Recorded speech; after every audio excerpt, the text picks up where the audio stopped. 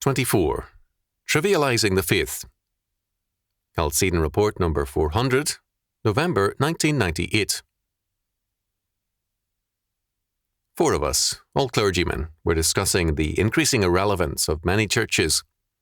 Incidents like these were cited.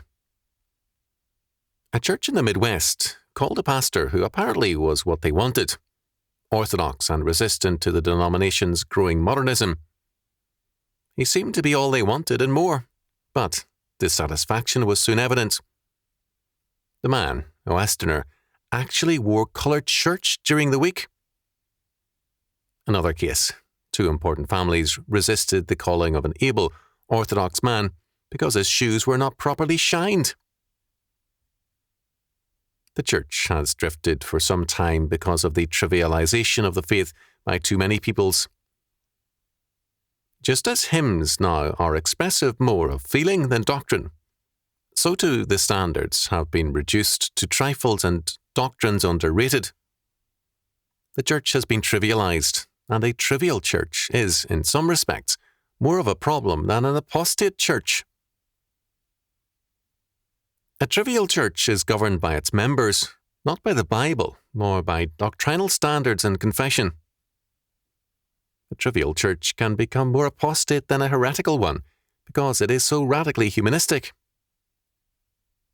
To cite an example, one church, with a thoroughly evangelical pastor, grew rapidly under his ministry, in part because of his able preaching, and in part due to its expansion of ministries to all kinds of age and special interest groups. The pastor became aware of the fact that special interests were more important to members than the faith. He therefore planned a series of sermons on, quote, priorities, end quote. Our needs cannot outweigh God's requirements in the life of the church.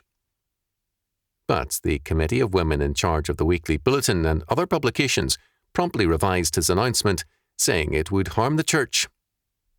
As a result of what followed, the pastor resigned. Trivializing has become standard practice. Hymns celebrate man's faith more than God's word and the doctrines of the faith. Trivialization begins with us and our response to God and His word. It begins with a trivial people. They can be able, pleasant to know, willing in some ways to work hard, but never accept on their terms. The universality or Catholicity of the faith is replaced by their smallness and pettiness. If God's absolute and sovereign word and purpose do not prevail, then man's will is done, and the faith is trivialized. In Psalm 63, verses 1 and 2, David speaks of his thirst for God and his intense desire to know more of God and the better to serve Him.